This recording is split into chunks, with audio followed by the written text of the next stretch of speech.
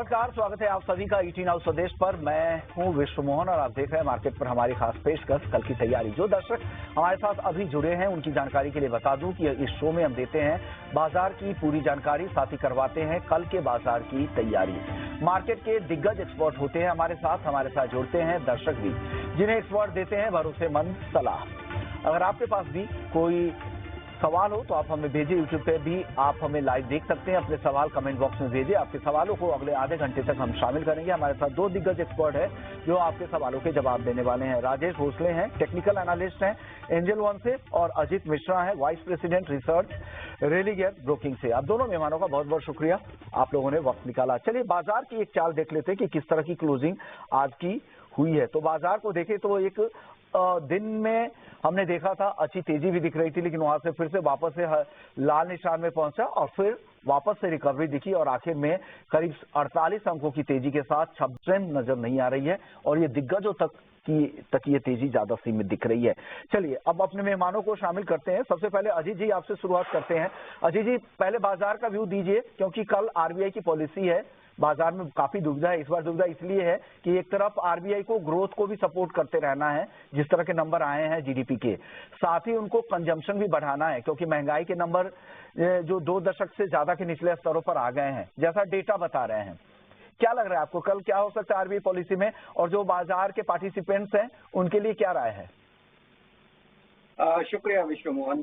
तो बिल्कुल देखिए, यहाँ पे मुझे नहीं लगता कि कोई ऐसा चैलेंज आएगा, कंसिडरिंग कि जैसे आपने बताया कि इन्फ्लेशन काफी बिनाइन लेवल पे है और ग्रोथ के आंकड़े काफी स्ट्रांग है, बट उसको शायद और पुश करने की कॉज जो टेरिफ रिलेटेड अनसर्टेनिटी की वजह से थोड़ा सा जो असमंजस की स्थिति अभी बनी हुई है, जब तक कि ट्रेड डील की अनाउंसमेंट नहीं होती तब तक मेरे हिसाब से सपोर्टिव एनवायरनमेंट में जहाँ पे 25 बेसिस पॉइंट का कट वो एंटिसिपेटेड है और वही मार्केट डिस्काउंट भी कर रहा है। जिस तरीके से हमने देखा है कि हाल फिलहाल में हमने बैंकिंग और अदर रेट सेंसिटिव्स में काफी अच्छी तेजी देखी थी। मेरे हिसाब से मार्केट में अभी कहीं ना कहीं कंसोलिडेशन का जो दौर है वो बना रहेगा बावजूद इस इवेंट के। कंसिडरिंग कि ऑलरेडी आप रिकॉर्ड हाइज बना चुके हैं, थोड़ा सा मेरे हिसाब से आप डाइजेस्ट कर रहे हैं उन गेन्स को before the next leg of the up move, और कोई फ्रेश ट्रिगर, शायद कोई बड़ा ट्रिगर जो कि मार्केट में अभी तक एंटिसिपेटेड नहीं हो, शायद ट्रेड डील की अनाउंसमेंट या कुछ ऐसा, शायद वो मार्केट को नेक्स्ट डायरेक्शन में मूव दे। तो as of now tone positive है। कंसोलिडेशन का दौर हो सकता है कि थोड़ा सा और एक्सटेंड हो। स्टॉक स्पेसिफिक रहने की जरूरत है। सेक्टर जो कि साइडलाइंस पे थे जैसे कि आईटी, प्राइवेट बैंकिंग, फार्मा, यहाँ पे फोकस करने की जरूरत है। ओके, तो स्टॉक स्पेसिफिक ज्यादा फोकस करें, प्राइवेट बैंक, आईटी, कुछ सेक्टर जो अजीत जी ने अपने पसंद के सेक्टर्स कुछ बता दिए, उसमें की सलाह यहाँ पर आ रही है ओला इलेक्ट्रिक को लेकर। साजिद हुसैन है कोलकाता से, एक्साइड इंडस्ट्रीज के 150 शेयर है इनके पास, 525 रुपए के भाव पर इन्होंने खरीदा है। क्या करना चाहिए बताइए अजीत जी, क्या करना चाहिए एक्साइड इंडस्ट्रीज में? आज के सत्र में तो तेजी दिख रही थी। अभी तो देखिए स्टॉक काफी स्टेबल है, बट काफी ऊपर के लेवल की बाइंग है, ऑलमोस्ट रिकॉर्ड है जिसके काफी नजदीक की बाइंग है, तो टाइम जरूर लग सकता है। बट जिस तरीके से हम देख रहे हैं पिछले करीब 4-5 महीनों में स्टॉक ने ना के बराबर मूव दिया है, तो कहीं ना कहीं एक फेज एक्यूमुलेशन और कंसोलिडेशन का इसमें देखने को मिल रहा है। नेक्स्ट लेग में जब भी आप 425-430 के लेवल को क्रॉस होते हुए देखेंगे, तब एक डिसाइसिव ट्रेंड बिल्ड होता हुआ नजर आएगा।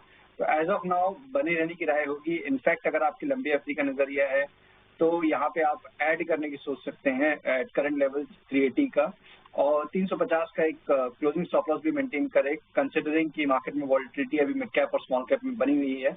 तो वो देखते हुए हो सकता है कि थोड़ा सा वॉलेटाइल स्विंग्स आने वाले दिनों में देखने को मिले। ओके, तो वॉलेटाइल स्विंग्स यहाँ पर आने वाले समय में दिख सकते हैं। एक साइड को लेकर ये राय। अगले दर्शक हमारे साथ हैं अंजनी सिन्हा है, टाटा टेक्नोलॉजीज के 100 शेयर है 726 के भाव पे। भाव लगातार गिरता ही जा रहा है, इस साल ये चला ही नहीं, जब से लिस्टिंग हुई उस तरह का परफॉर्मेंस जितनी उम्मीदें थी वो इसको बहुत निराश किया है टाटा टेक ने, और करीब करीब 30% के आसपास की गिरावट दिखी है पिछले एक साल में का अगर आप चार्ट देखें तो।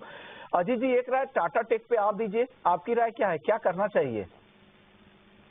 बिल्कुल देखिए, एक्सपेक्टेशंस जब बहुत ज्यादा होती है उसके बाद उस तरीके के रिजल्ट्स ना आए तो इस तरीके के आप देखते हैं कि स्टॉक्स में जो डिक्लाइन, जैसे कि अभी हम बजाज हाउसिंग फाइनेंस में भी देख रहे हैं, टाटा टेक में देख रहे हैं, तो अभी मुझे लगता है कि कुछ टाइम तक ये अंडर परफॉर्मेंस कंटिन्यू रहेगी। आने वाले 2-3 क्वार्टर्स में अगर रिजल्ट्स में कुछ इंप्रूवमेंट देखने को मिलती है तो तब शायद आपको एक रिकवरी और रीबाउंड का सस्टेन रिदम दिखे। तो मेरे हिसाब से अभी यहाँ से आप निकल के बहुत सारे विकल्प हैं, जैसे कि मिड कैप आईटी में कोफोर्ज, परसिस्टेंट, उनमें आप स्विच करने की देख सकते हैं। लार्ज कैप स्पेस में HCL टेक, TCS, इनको भी आप कंसीडर कर सकते हैं। कैप में TCS वगैरह, HCL टेक वगैरह जैसे स्टॉक्स पर भी आप फोकस कर सकते हैं, ये सलाह है। अभी तक तो ये डाउन ट्रेंड में ही दिख रहा है। इन्वेस्टर हैं, 5 साल के लिए रुकना है, आप होल्ड कर सकते हैं। अगले दर्शक हमारे साथ हैं कमलेश गुप्ता। ट्राइडेंट का 100 शेयर है इनके पास, 40 रुपए के प्राइस पर लिया है और अभी तो लगातार यहाँ पे गिरावट ही दिख रही है। 40 तो मुझे लगता है 2025 में दिखा भी नहीं है ट्राइडेंट में, और मई के बाद से तो कंटिन्यूअस डाउनफॉल में है। मई से और अभी नवंबर दिसंबर तक देखिए तो करीब करीब 20% के आसपास की गिरावट आ चुकी है। क्या करना चाहिए यहाँ पर अजीत जी ट्राइडेंट को लेकर? और एक चिंता, हालांकि इनके डाइवर्सिफाइड बिजनेस है, लेकिन जो इनके टेक्सटाइल वाला बिजनेस है उसको लेकर तो चिंताएं काफी ज्यादा हैं ही ट्रेड डील के बाद से। क्या लग रहा है, ट्राइडेंट में कुछ स्कोप है क्या आगे सर? देखिए विश्व मोहन, अगर आप देखेंगे तो 2022 जब से रिकॉर्ड हाई बना था उसके बाद का जो फेज रहा है वो काफी म्यूटेड रहा है स्टॉक के लिए। मींस 65 से आपने देखा कि करीब 30-35 के लेवल, उसके बाद एक रिकवरी का फेज जहाँ पे कि स्टॉक ने करीब 45 तक के लेवल, 50 तक के लेवल टेस्ट किया और फिर जो डिक्लाइन दिखाया है तो फिर वहां से भी आपने हाफ ऑलमोस्ट 25 तक के लेवल्स के नीचे स्लिप होते हुए देखा स्टॉक को। और अभी जो पिछले करीब 3-4 महीने से आप देखेंगे तो बहुत स्लगिश ये 30-32 के लेवल के नीचे ही ट्रेड करते हुए नजर आ रहा है। तो कोई भी ऐसा साइन नहीं है जहां पे कि कुछ एक रिवर्सल रीबाउंड के अटेम्प्ट हो। तो जब तक मान के चलिए कि 31-32 के लेवल को ये डिसाइसिवली ब्रेक करके क्लोज नहीं करता है, तब तक आपको इसी तरीके का लैकलस्टर मूव नजर आएगा। और नीचे के साइड पे करीब 23-24 शायद अब आपका पहला सपोर्ट होगा, मेजर सपोर्ट करीब 20 के पास। तो अगर आपका नजरिया छोटी अवधि का है तो डेफिनेटली मेरी राय होगी यहाँ से निकल जाने की। उन सेक्टर्स और थीम्स में फोकस करिए जो कि मार्केट के साथ अलाइंड है। जैसे प्राइवेट बैंकिंग मेजर्स में काफी लंबे टाइम बाद दोबारा से अच्छा एक ट्रैक्शन देखने को मिल रहा है। साथ ही साथ ऑटो में कंसिस्टेंट ट्रेंड है। सेलेक्ट काउंटर्स आपके मेटल स्पेस में से, IT स्पेस में से, फार्मा में, इन सभी में स्ट्रेंथ दिख रही है। तो इनको आप कंसिडर कर सकते हैं इंस्टेड ऑफ लाइक इसी में आप बने रहें। तो यहाँ से एग्जिट की सलाह आपको दी जा रही है। अगले जो दर्शक है उनका नाम राजेंद्र जी हैं। जी कर ले, आगे और गिरावट आ सकती है, 68 तक भी फिसलने की संभावना राजेश जी को टेक्निकली इस काउंटर में लग रहा है। डाउन ट्रेंड में, मेजर डाउन ट्रेंड में ये काउंटर पहुंच चुका है।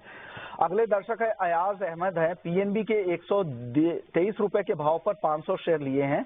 इनका नजरिया 3 से 6 महीने का है। क्या राय देंगे अजीत जी? PSU बैंक्स को लेकर निगेटिव खबर एक ये आ गई कि सरकार ने अब प्राइवेटाइजेशन और साथ ही साथ FDI लिमिट को जो बढ़ाने वाली थी उस पर उसका खंडन सरकार की तरफ से किया गया है।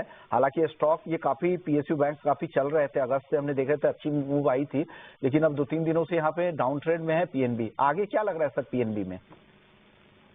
बिल्कुल, देखिए इनफैक्ट अभी आप देखेंगे तो इस रीसेंट रैली में जब बैंकिंग की रैली आई उसमें आपने PSUs को आउट परफॉर्म करते हुए देखा। और अब जब इन खबरों के बाद जिस तरीके से हमने कल से रिएक्शन देखा है स्टॉक्स में अक्रॉस दी बोर्ड, काफी शार्प करेक्शन देखने को मिला है। और पॉसिबली ये हो सकता है कि ये प्रेशर आने वाले दिनों में भी और बढ़े, बिकॉज ये काफी लंबे टाइम के आउट परफॉर्मेंस के बाद इस तरीके की गिरावट आई है।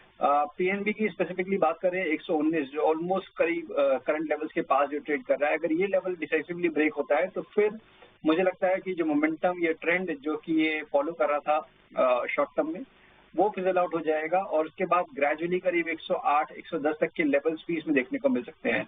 तो मेरी राय ये होगी कि यहाँ से आप निकल के ICICI, HDFC में स्विच कर सकते हैं। HDFC जैसे दिग्गज प्राइवेट बैंकों में आप स्विच करने की सलाह यहाँ से निकलकर ये राय दी जा रही है अजीत जी की तरफ से। अगले दर्शक हम में एग्जिट करें, छोटा सा जवाब दे दीजिए अजीत जी। शंभू वालिया का है, वरुण बेवरेजेज पर आपका ओपिनियन चाह रहे हैं। 50 शेयर है 480 के भाव पर। वरुण बेवरेजेज क्या करें सर? देखिए उनके बाइंग प्राइस के पास है और हाल फिलहाल में जो पिछले करीब 3-4 साल महीने की अगर मूव देखेंगे तो कहीं ना कहीं एक स्टेबिलिटी नजर आ रही है। एक अच्छे करेक्टिव फेज के बाद। तो मुझे लगता है कि एक रीबाउंड का अटेम्प्ट दोबारा से हो सकता है, जब भी आप मार्केट में थोड़ा सुधार होते हुए देखेंगे सेंटिमेंट्स में। करीब 525-530 तक के लेवल यहाँ पे पॉसिबल हैं। तो मेरी राय होगी बने रहने की एक 565 के एक स्टॉप लॉस के साथ। चलिए, अब वक्त हो चुका है हमारे खास सेगमेंट का, वीआईपी शेयर का।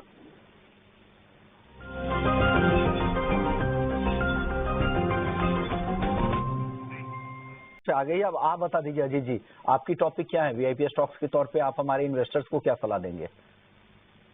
बिल्कुल, देखिए एक स्टॉक तो हमारा जो मैच कर रहा है ऑरो फार्मा का, कई फार्मा एज अ बास्केट मुझे लगता है कि काफी हद तक स्टेबल रहेगा। इनफैक्ट यहाँ पे शायद आउट परफॉर्मेंस देखने को मिल सकती है, अलॉन्ग विद आईटी जो कि काफी लंबे टाइम से अंडर परफॉर्म कर रहे हैं। तो ऑरो फार्मा में आप 1190 के स्टॉप लॉस के साथ 1295 तक के टारगेट्स के लिए लॉन्ग कर सकते हैं।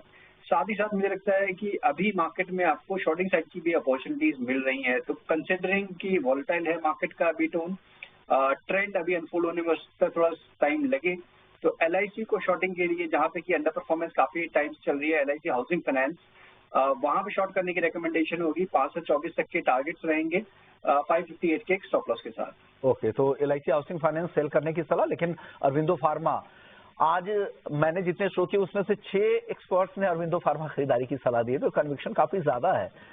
तो चलिए, माइंडसेट, ट्रेडर माइंडसेट एक जैसे होते हैं, जो साइकोलॉजी है ट्रेडिंग की वो यहाँ पे मैच कर रही है। शुक्रिया आप दोनों मेहमानों का। जाने से पहले अजीत जी एक छोटा सा डिस्क्लेमर दे दीजिएगा। बिल्कुल, थैंक यू। और सबसे इम्पोर्टेंट चीज ये है कि जो भी स्टॉक हमने डिस्कस किए हैं वहाँ पे कोई भी मेरी अपनी पोजीशन नहीं है। हमारे क्लाइंट्स को हम रिकमेंड करते रहते हैं, तो उनके पास डेफिनेटली ट्रेडिंग और इन्वेस्टमेंट की पोजीशन हो सकती है इन स्टॉक्स में। ओके, राजेश जी आपके तरफ से डिस्क्लेमर क्या है? किए हो सकते हैं। ओके, शुक्रिया आप दोनों मेहमानों का, वक्त निकाला और कल की तैयारी में हमारे दर्शकों को आपने मदद दी। चलिए, वक्त है ब्रेक का। ब्रेक के बाद हम खबरों का सिलसिला जारी रखेंगे, आप कहीं मत जाइए, बने रहिए हमारे साथ, जल्द लौटते हैं। नमस्कार।